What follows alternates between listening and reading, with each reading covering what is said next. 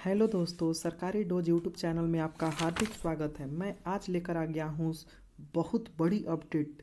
IOCL की new vacancy के साथ सरकारी नौकरी पाने का बहुत ही सुनहरा मौका है। आइए देखते हैं नोटिफिकेशन में क्या क्या आईओसीएल ने दिया है। अभी तक आपने इस चैनल को सब्सक्राइब नहीं किया है तो चैनल को सब्सक्राइब कर लीजिए, क्योंकि इस चैनल से ऑनलाइन ऑफलाइन सारी रिक्वायरमेंट की अपडेट मिलती रहेगी। चैनल को सब्सक्राइब करके बेल आइकन का घंटी दबा दीजिए ताकि जो भी वीडियो डालूं आप तक पहुंच जाए। आइए बिना देरी करते हुए दोस्तों देखते हैं नोटिफिकेशन में क्या कर दिया है आईओसीएल ने।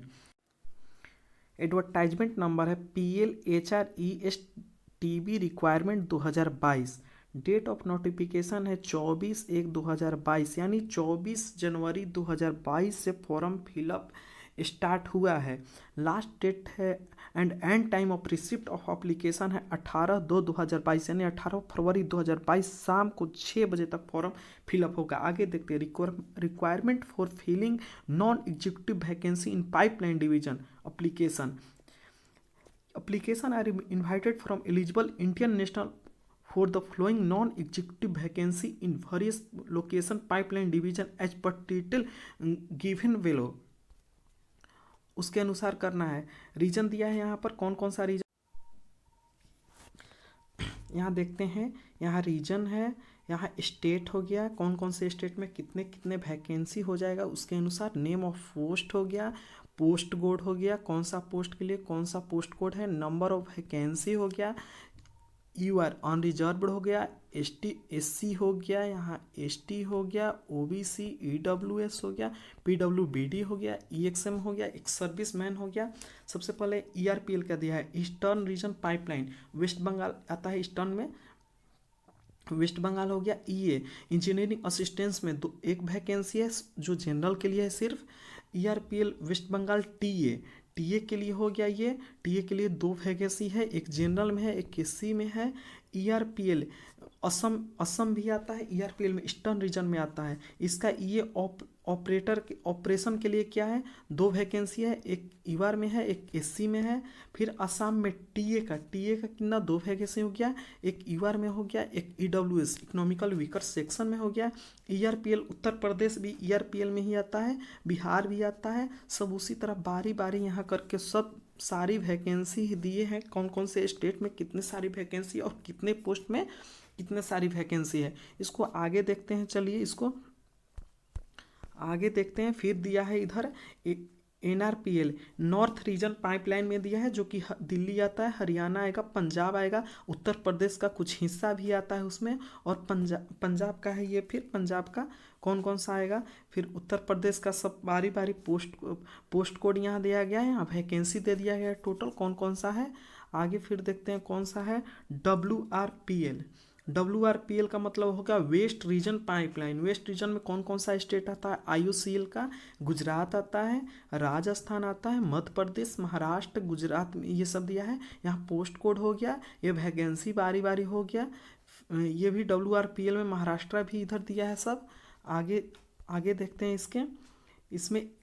इसमें दिया है SRPL साउथ रीजन पाइपलाइन का हो गया, जो कि तमिलनाडु, आंध्र प्रदेश, उड़ीसा, छत्तीसगढ़ ये दिया है। पोस्ट कोड हो गया, यहाँ पर वैकेंसी हो गया।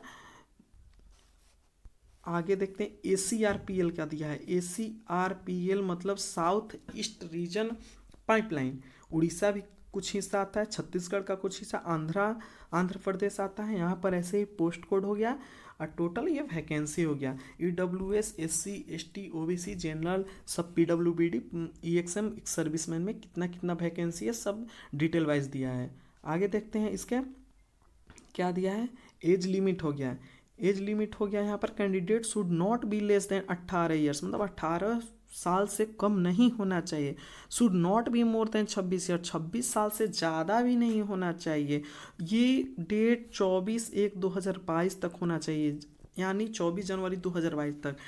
For age relaxation refer point number 7 में हम लोग देखेंगे कितने कौन कौन से कैटेगरी को कितना कितना सालों का छूट दिया गया है। आगे देखते हैं initial qualification, educational qualification.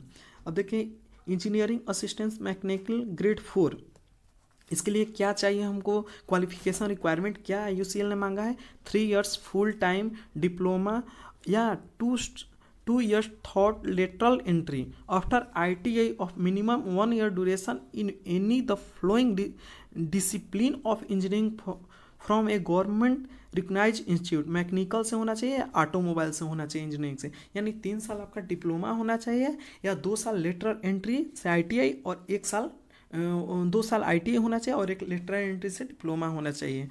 Minimum percentage of marks 55% मांगा है इसमें। पास मार्क्स SC/ST कैंडिडेट के लिए for the post reserve for the them. आगे देखते हैं इसके इंजीनियरिंग असिस्टेंस इलेक्ट्रिकल के लिए क्या मांगा है। इलेक्ट्रिकल के लिए वही हो गया जैसे 3 years फुल डिप्लोमा है, 2 years thought through lateral entry after ITI of minimum 1 year duration हो गया। यहाँ पर इलेक्ट्रिकल या इलेक्ट्रॉनिक्स इंजीनियर होना चाहिए, इसमें भी 55% मार्क्स चाहिए और SC/ST कैंडिडेट्स के for the post of reserve for them. आगे दिया है इंजीनियरिंग असिस्टेंट T&I का है। T&I का 3 years फुल टाइम डिप्लोमा चाहिए, वैसे ही लेटरल एंट्री ITI होना चाहिए 1 year ड्यूरेशन का ऑफ द डिसिप्लिन इंजीनियरिंग। इसमें क्या है कि T&I में बहुत सारा मतलब इंजीनियरिंग जो भी ब्रांच से किए रहेंगे, जैसे electronics and communication engineering, electronics and telecommunication engineering, electronics and radio communication engineering, instruments and control engineering, instruments and process control engineering, electronics engineering, जो कि सिर्फ 55% मार्क्स रहना चाहिए। इंजीनियरिंग असिस्टेंस ऑपरेशन के लिए वही है, 3 years डिप्लोमा चाहिए। इसमें क्या क्या रहना चाहिए, chemical engineer, mechanical engineer, automobile engineer, electrical engineer, electrical and electronics engineer, electronics and communication engineer, electronics and telecommunication engineer, electronics and radio communication engineer, instruments and control engineering, instrument and process control engineer. आगे क्या है, आगे है इसमें कि electronics engineer, इसमें भी 55% marks चाहिए। आगे है टेक्निकल अटेंडेंट ग्रेड 1 का है, जो कि मैट्रिक होना चाहिए और ITI पास होना चाहिए, government recognise institute of the specified ITI trade and duration as maintain below government recognise institute. Candidate should process trade certificate NTC यानी national trade certificate issue by SCVT और NCVT होना चाहिए। दोनों से हो सकते हैं, SCVT भी हो सकता है और NCVT भी हो सकता है। ITI trade minimum duration of course यहाँ पर दिया गया है। आगे देखते हैं, for the post of technical attendant in salary grade 1 candidate should possess matric 10th pass certificate and final ITI marksheet indicated mark of all semester and years and trade certificate NTC issued by SCVT NCVT in any of the following trade with minimum duration as maintained in years। Electrician 2 साल का है होना चाहिए, electronic mechanic 2 साल का, fitter 2 साल का, instrument mechanic 2 साल का, इंस्ट्रूमेंट मैकेनिक केमिकल प्लांट से होना चाहिए 2 साल, मशीनिस्ट या मशीनिस्ट ग्राइंडर भी 2 साल, मैकेनिक कम ऑपरेटर इलेक्ट्रॉनिक कम्युनिकेशन सिस्टम 2 साल, टर्नर 2 साल। आगे देखते हैं, इसमें वायरमैन हो 2 साल, डॉक्टमैन मैकेनिकल 2 साल, मैकेनिकल इंडस्ट्रियल इलेक्ट्रॉनिक 2 साल, इंफॉर्मेशन टेक्नोलॉजी एंड ESM 2 साल, mechanic refrigerator and air condition 2 साल। अब मैकेनिक डीजल मैकेनिक जो होता है 1 साल का होता है, 1 साल ही उसका चाहिए ना। आगे देखते हैं इसका पे ऑफ वर्क में दिया है, salary grade for the post engineering assistance mechanical electrical T&I and operation shall be grade 4 in the pay scale और 25,000 से 1,05,000 तक है। Salary grade for the post of technical attendant जो कि लास्ट में ITI पर है ग्रेड 1 का, इसका है 23,000 से 78,000 तक। Basic pay DA HRA such other benefit shall be admissible as per the rule of corporation. जो कॉरपोरेशन का है DA HRA dearness allowance home rent allowance जो भी है अलाउंस अदरवाइज जो भी अलाउंस आएगा उस सब अलाउंस जोड़कर उसमें मिलेगा। कट ऑफ डेट दिया है, the cut off date for age qualification age shall be record 24 जनवरी 2022 तक का दिया है कट ऑफ डेट, मतलब डेट इस तक 18 पूरा हो जाना चाहिए या 26 साल से ज़्यादा नहीं होना चाहिए, 26 साल से नीचे होना चाहिए। अप्लीकेशन फीस दिया है candidate belonging to general OBC EWS जो तीनों रहेंगे कैटेगरी या रिक्वायरमेंट लिमिट 100 रुपया का अप्लीकेशन फीस देना है। और SC ST PWBD candidate are इसका अप्लीकेशन फीस नहीं है। The fees to be paid through online mode भी जमा कर सकते हैं, SBI collect and medicated in pipeline requirement से भी पोर्टल से भी जमा कर सकते हैं। The bank charge transaction fees service applicable will fee to be borne by the candidate. आगे देखते हैं इसके क्या नोटिफिकेशन में क्या है। हाँ, age concession and age relaxation के बारे में दिया है। मिनिमम एज रिक्वायरमेंट 18 साल, अपर एज 26 साल, यानी 24 जनवरी 2022 तक 18 आपका पूरा हो जाना चाहिए और 26 से ज़्यादा भी नहीं होना चाहिए। Upper age relaxation of 5 year S C में 5 साल का दिया है, यानी 26 + 5 31 हो जाएगा। OBC NCL यानी नॉन क्रीमी लेयर के जो छात्र रहेंगे उसके लिए 3 साल दिया है, यानी 26 से 3 29 हो गया है। यहाँ दिया है कि अपर एज रिलैक्सन 10 साल PWBD candidate for the specified disability 13 years for PWD OBC non creamy layer. अब 15 साल दिया है कैटेगरी कैंडिडेट, मतलब 10 साल जो जनरल EWS जो ऐसे रहेंगे उनके लिए 10 साल रहेगा, 13 साल OBC के लिए रहेगा और SC ST के लिए 15 साल रहेगा, क्योंकि उनके लिए बहुत सुनहरा मौका रहता है ये सब कि 15 साल और 26 साल 41 साल तक भी वो लोग ले सकते हैं। आगे देखते हैं यहाँ में क्या क्या मेन पॉइंट क्या क्या दिया है। रिटन टेस्ट मॉडलिटी क्या दिया है। Written test shall be held tentatively on 27/3/2022, 27 मार्च 2022 को संडे को एग्जाम का डेट दिया है। अभी इसमें written test shall be objective type question होगा, MCQ होगा total 4 option with 1 correct option, यानी 4 ऑप्शन देगा, 1 करेक्ट आंसर होगा। Candidate has to choose the correct option. There shall be 100 question in the written test, total marks shall be 100, each correct answer shall carry 1 marks. मतलब 100 question रहेगा, 100 marks के लिए, प्रत्येक question 1-1 mark के लिए रहेगा। For the post EA engineering assistant out of 100 objective type question 75 shall be from the कौन engineering discipline से रहेगा। डिप्लोमा लेवल का 25 question general aptitude and reasoning, general English, numeric aptitude और जनरल नॉलेज रहेगा। ऐसे ही टेक्निकल अटेंडेंट का है 100 objective रहेगा, 75 रहेगा टेक्निकल डिसिप्लिन का and from general science and basic ITI trade and motor mechanic, electrical and fitted जो भी 25 question will be asked general aptitude, reasoning, general English and numerical aptitude and general knowledge रहेगा। There shall no negative marks for wrong answer. सबसे बेहतरीन मौका है कि सबसे बड़ा है कि नो निगेटिव है, इसमें निगेटिव मार्क्स एक भी नहीं, यानी जितना आप सही मारेंगे उतना ही क्वेश्चन आपका सही होगा। आगे देखते हैं इसमें क्या लिखा है। Duration of written test 90 minute 100 question के लिए बहुत ही बेहतर है, टाइमिंग है। Duration of written test PWBD candidate post result 120 minute, यानी PWBD के लिए 2 घंटा पूरे रहेगा। आगे देखते हैं, यह SPPT का मॉड्यूलिटी दे दिया है। यहाँ पर SPPT में क्या क्या, SPPT कैसे होगा, डिजिबिलिटी सर्टिफिकेट में क्या क्या, डिजिबिलिटी सर्टिफिकेट में क्या क्या इधर होने वाला है। प्री एम्प्लॉयमेंट मेडिकल फिटनेस में मेडिकल फिटनेस यहाँ पर मेडिकल फिटनेस आपका दे दिया है।